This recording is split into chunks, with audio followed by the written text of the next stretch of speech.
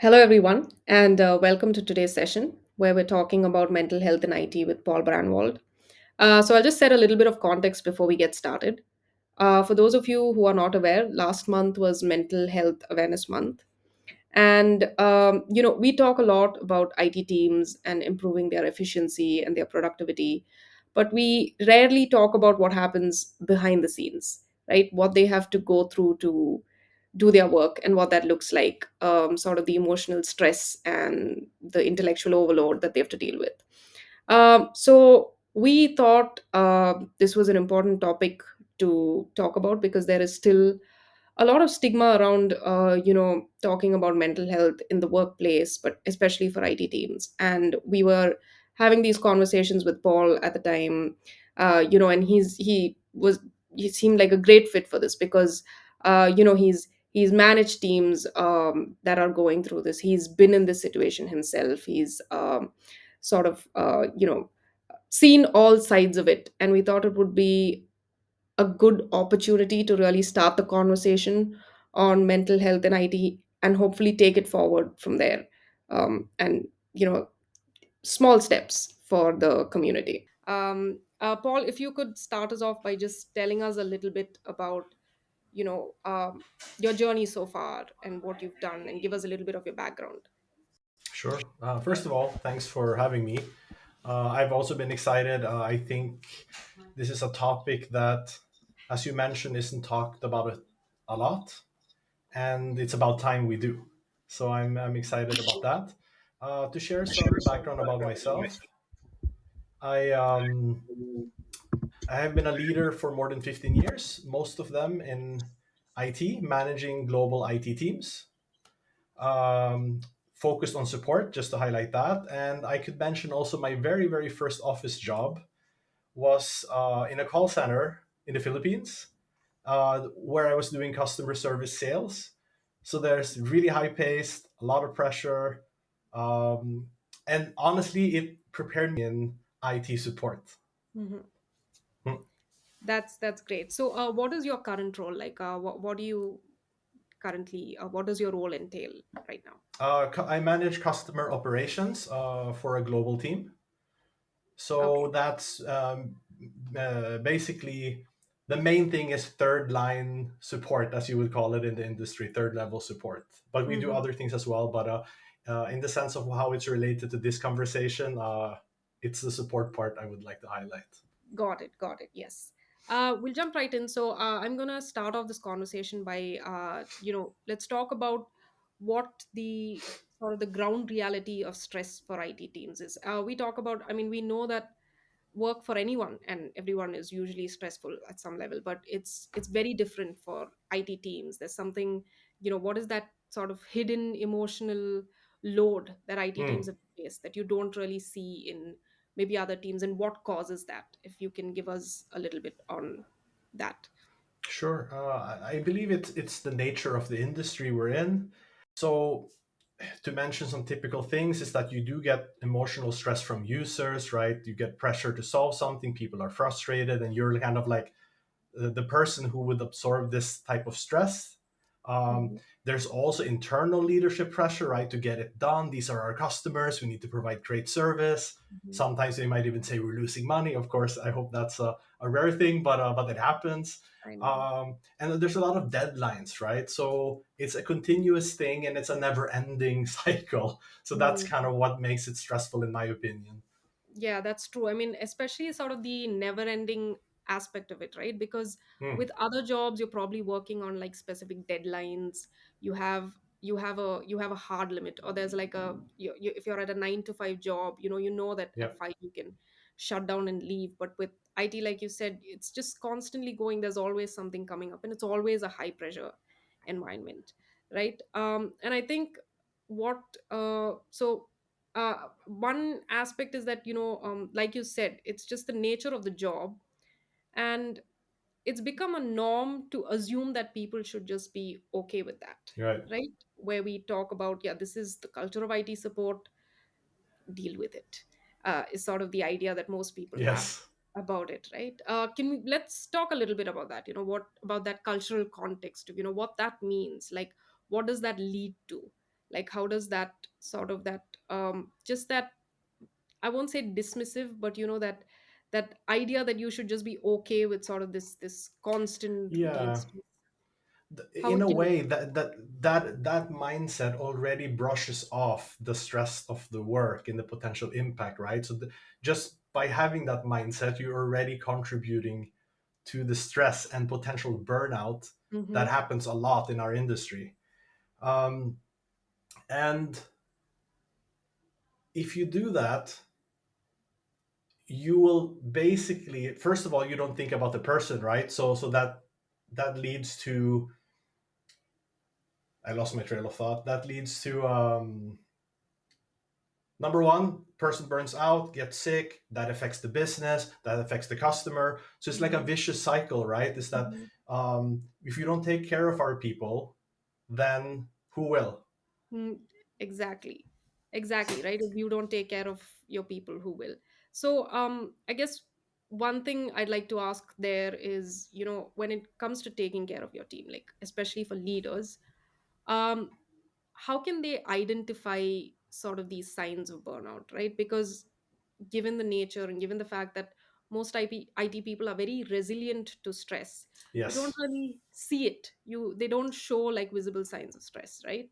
So what can sort of maybe team leads or managers look out for? How do you make sure that you're there to help your team Hmm.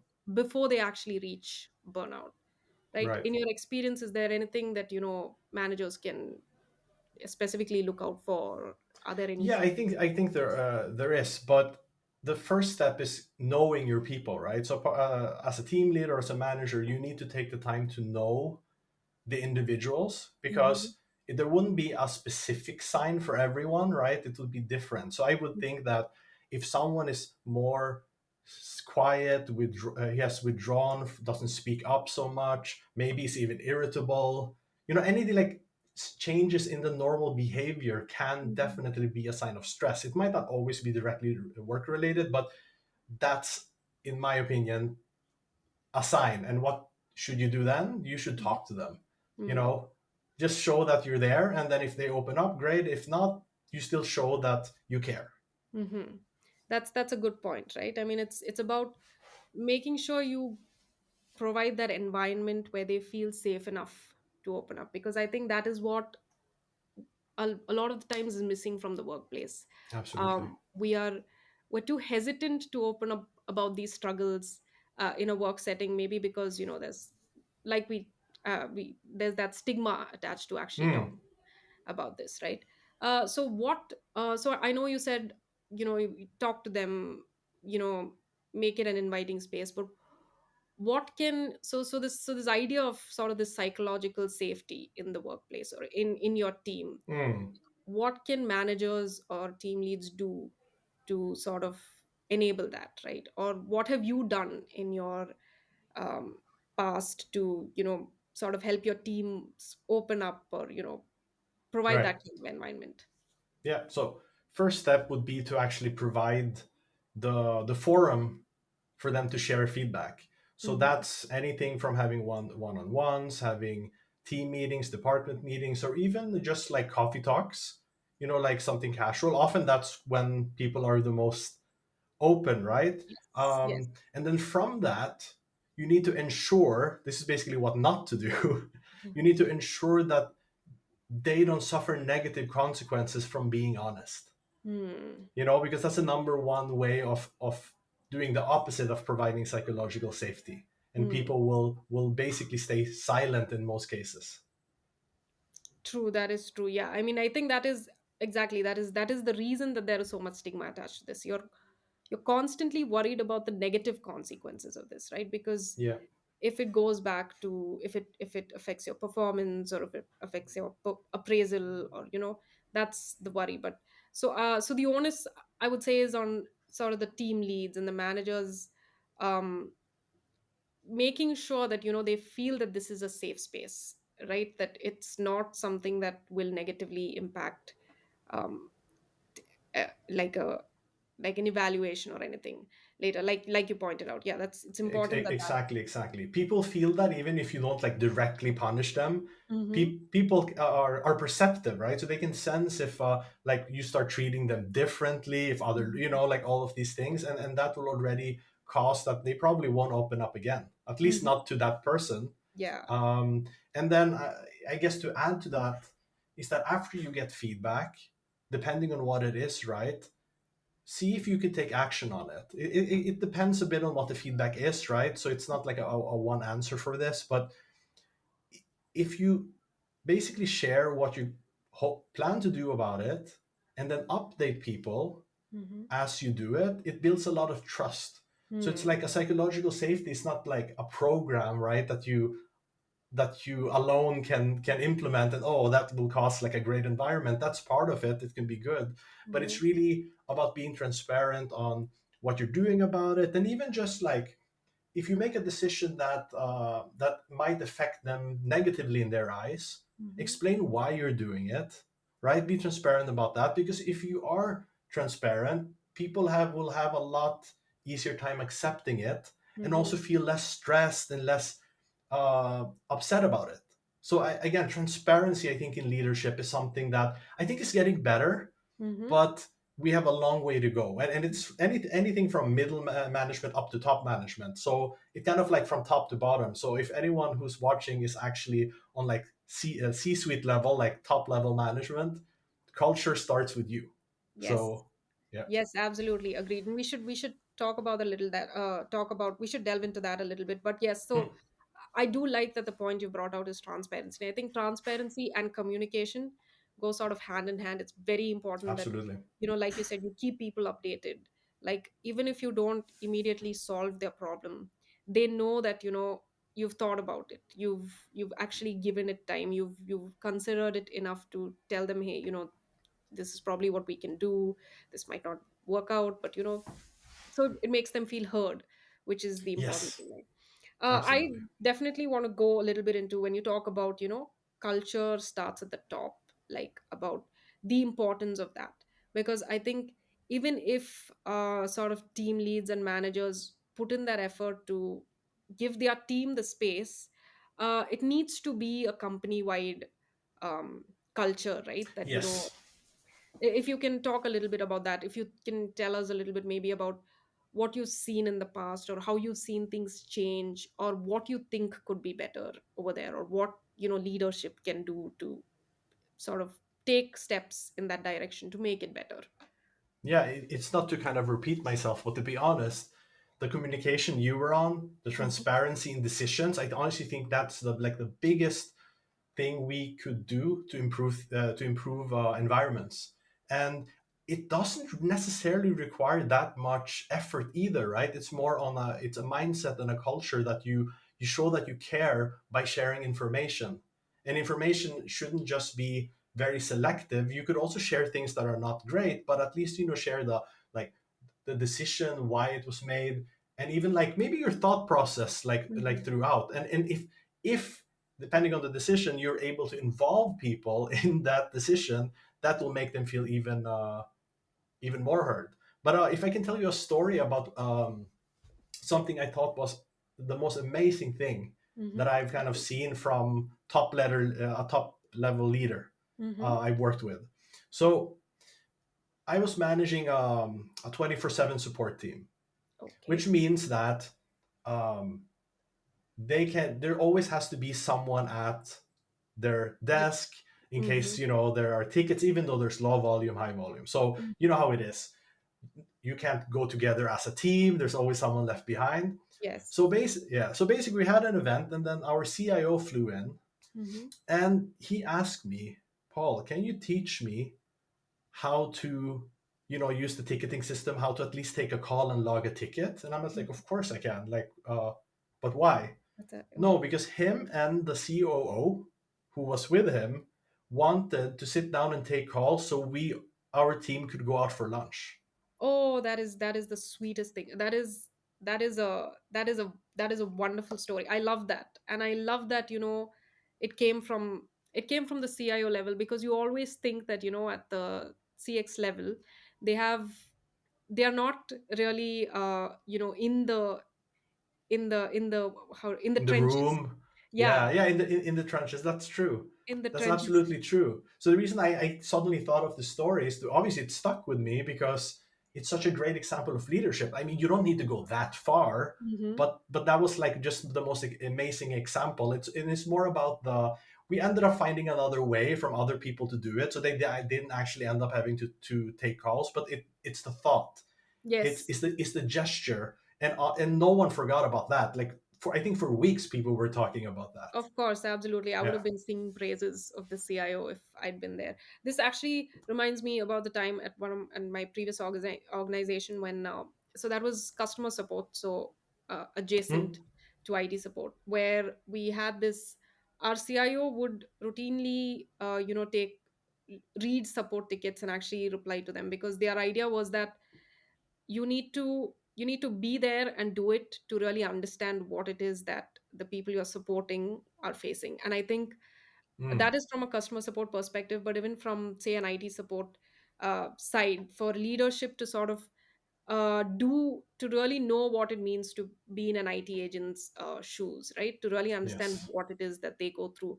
I think that would go a long way in sort of helping them maybe understand what it is that they have to focus on when they think about, how can I support the mental health of this team? How can I make work better for them, right? And how can I improve their environment, make them feel safe, and all of that, right? So this Exactly. is it is actually an interesting question I want to ask here, as part of this, right? Which is Hmm? um, just give me a second. Um, what is it? So so the reason I would say that it's important for leadership to sort of maybe experience it at the agent level is because IT has some unique stress factors, right, which you don't Hmm. really see in other teams. And usually when we talk about, like, a lot of organizations these days obviously have some level of mental health program sort of baked into their like their employee experience and all of that. Right. But it is um I feel like IT teams have it a little different, right? Because they're like, it's that whole idea of, yeah, they're constantly on, which a lot of other teams are not.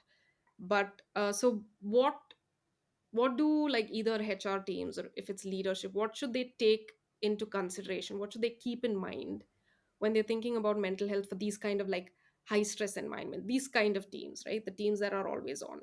Like, what can they use as a what are the sort of factors they should keep in mind when thinking about mental health for these teams?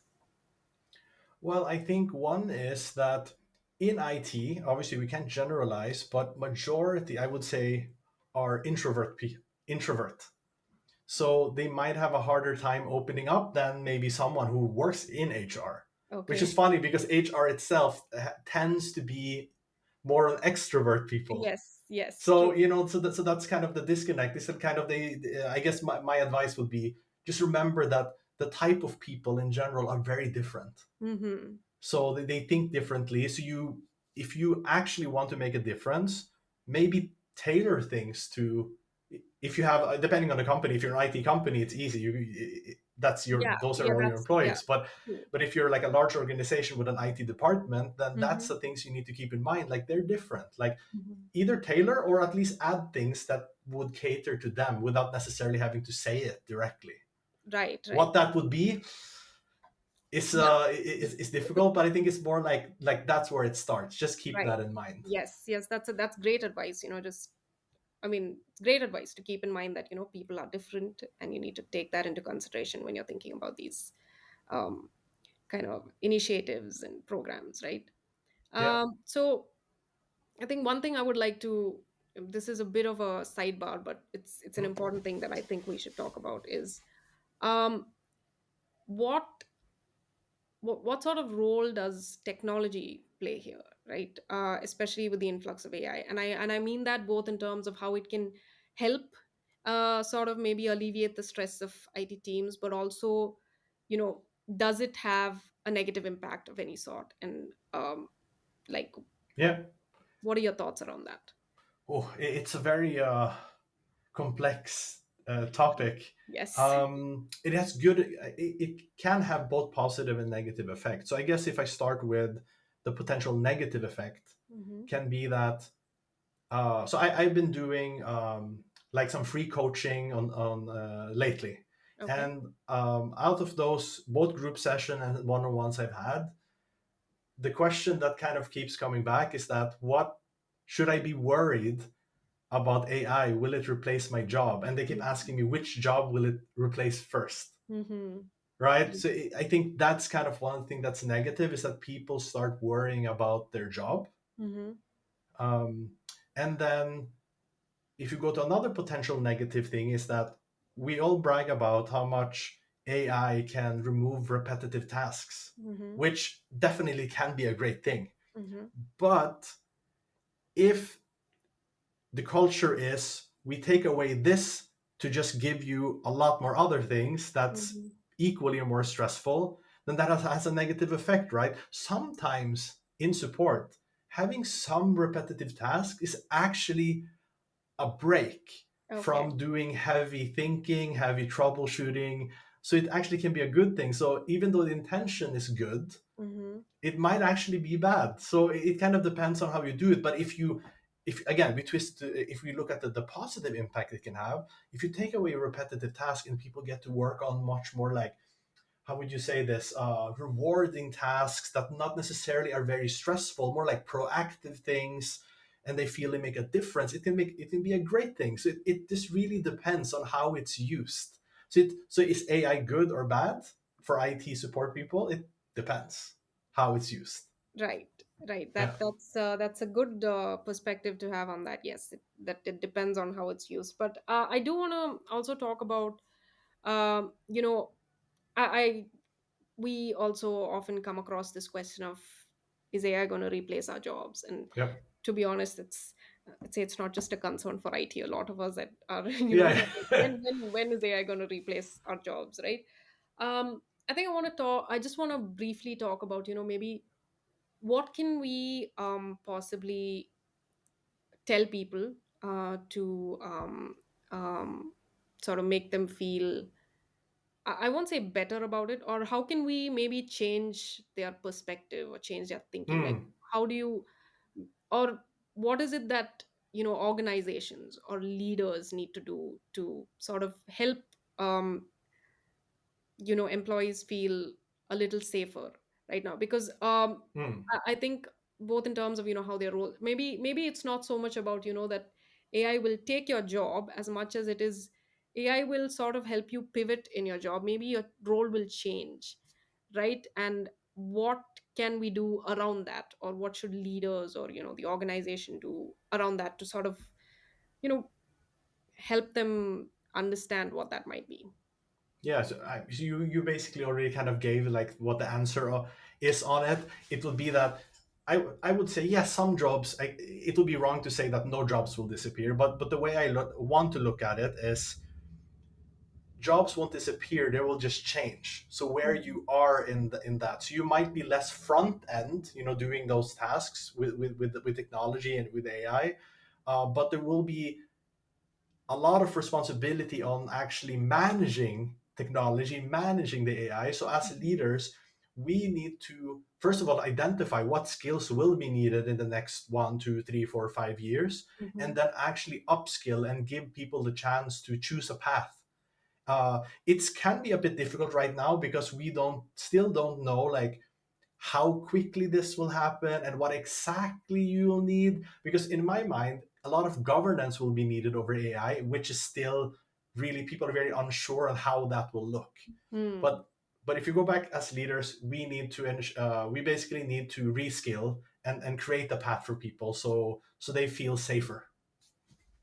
Right, right. Yes, that makes a lot of sense. Yes, about, the whole upskilling and reskilling and helping people get there, right? Hmm. Giving them the pathways to do that. I think the one other thing I want to talk about when it comes to technology is, um, we talk about, implementing good systems, right? Good, well designed systems, because I think having to work with a poorly designed system adds to your stress a lot more, Yes. right, than like it's not just. So I think, and this might be an important point, not just for the people who are using the systems, but the people who are designing the systems. So I think this would be relevant for everyone in the software industry who works on building software, right? It's important to think about the experience that the other person is going to have, which a Yep. lot of people do, but especially in terms of how it might affect them mentally, right?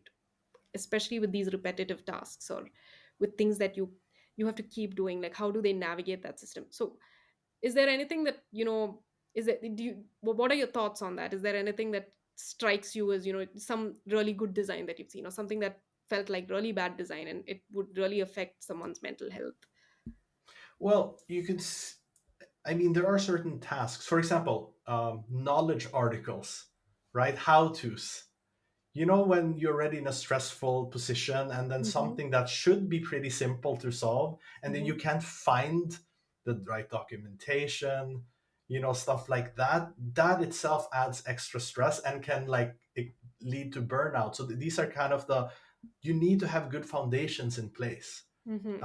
And I would say that an ITIL guy, Uh-huh. there's a lot of good practices to manage that. But going back to what you mentioned, when you design products, when you design processes and stuff like that, to keep the human in mind, the person who's going to Mm-hmm. use it, not just the end user, but the actual person who's going to use the system the most, or in the process the most, which are generally like IT people, right? So I came across this framework. Again, we don't want to talk too much about framework, but it's called humanizing IT, and I found that very interesting because basically it's all about designing processes and stuff while keeping the user and the person in mind. Mm-hmm. Yes, So I see much more of these type of things taking center stage moving forward, and I think it's a great thing because I see more and more of it. We're far away from where we should be, but for me, I see hope. that's a hope is always a good thing, isn't it? Yeah, So yeah, yes, that absolutely. is that is great. I think one other aspect I wanted to bring up was how at least, I mean, I know the two of us do, but we understand that, mental health is an important topic to bring up, right? And we need to keep talking about this. We need to keep engaging in these conversations. We need to find ways to, encourage other people to talk about it as well. um how can we do that more, right? Like as IT leaders or as people in this space, how can we sort of improve the conversations around this? How can we make it, what can we You ask do very, to sort of you reduce ask very difficult questions, but very important ones. I don't have any amazing answers to what specifically to do besides talk about it frequently. Because when you talk about it, when something is a regular conversation, you normalize it. And in, Mhm. in this case, by normalizing it, you take away the stigma Right. behind it, right? So for me, it's really I think what we're doing right now, that's kind of like the first step to it. And I'm sure there are experts on the field that can come and really tell us specifically what we need to do, but I'm not going to pretend that I'm one of them. No, I'm sure you have good insights there, but maybe for another Hmm, day. But yes, I hope that, like you said, this will be a first step and we'll get to see a lot more, especially at the leadership level, right? I hope we get to see a lot more people talk about this and start thinking about this really, really deeply. absolutely. Um, yes. So I think we're about 30 minutes in, and unfortunately, I think there was a bit of an issue with going live itself. So I'm not sure if we've gotten any questions, Okay. but um, so I'd love to know if there's anything else you'd like to, if there's anything that you think any if you had to give one sort of one how do you put it, one just one thing that people can keep in mind, right, when it comes to both in terms of like someone in an IT team as well as an IT leader, what should it be? What can you tell them? Well, what I would say is that you matter, and you matter a lot. Um, the reason I am in this industry, despite it being challenging, as we've been discussing, despite everything, is that it's the people. Because the people who end up working in these in our industry, especially in support, if you want to like focus on support within IT, these Mm-hmm. are very resilient people by nature. They want to do a great job, and I gain energy from working with people like that. And I'm not sure if how like if you've asked a lot of people like how did you end up here, because if you do you'll be like you'll start laughing because it's like it's so random on how people end up, at least initially in IT support, right? So that's what I love. There's so many different type of people who are from different industries, and that also brings different mindsets, insight. Mm-hmm. Uh, so that's but to going back is that I love the people who work in IT, and you truly matter. And if there's anything, like never be afraid to speak up. Mm-hmm. There's a lot of leaders. I understand that not everyone has the best experience, but I might be very lucky, but I've had by far majority very positive experience Mm-hmm. with leaders in the industry. And I obviously try to be just like them. Like I Mm-hmm. take inspiration from all the great leaders I've had, in including the CIO, who was a great mentor to me. Truly, truly, yes, and that's a wonderful message to give, right? That you matter. Mm. And I think the other important thing, like you mentioned, is that there is hope because we are starting to see a lot of change and a lot of, people really, really thinking about this now. So hopefully, going forward, like you said, more positive experiences, more people will feel free and safe enough to open up, and we'll reach a place where, Absolutely. uh, mental health and IT support will be just an everyday conversation for everyone, and that support is there for them too. Yeah, the goal is it's just like casual conversation. Exactly, yes, Yeah. and that's the hope. So yes, Paul, thank you so much. I think we'll end here. We will obviously, um, we'll be on LinkedIn, and I hope that when people engage with recording with the video, we can respond to them and keep this conversation going, and hopefully we can have many more conversations around this, because I think with you and with other leaders, it would be great to really, really keep the talk on mental health in IT support going. Most definitely. And for if people have any questions for me specifically, I will definitely answer in the comments. There's no doubt about that. I will provide my input. Thank you so much, Paul, and thank you for taking the time off at the end of your day to join us and talk to us Thanks about as this. well. Really, really uh, grateful for your input here. So yes, thank you very much, and hopefully we'll talk soon. Take care, Paul. Bye.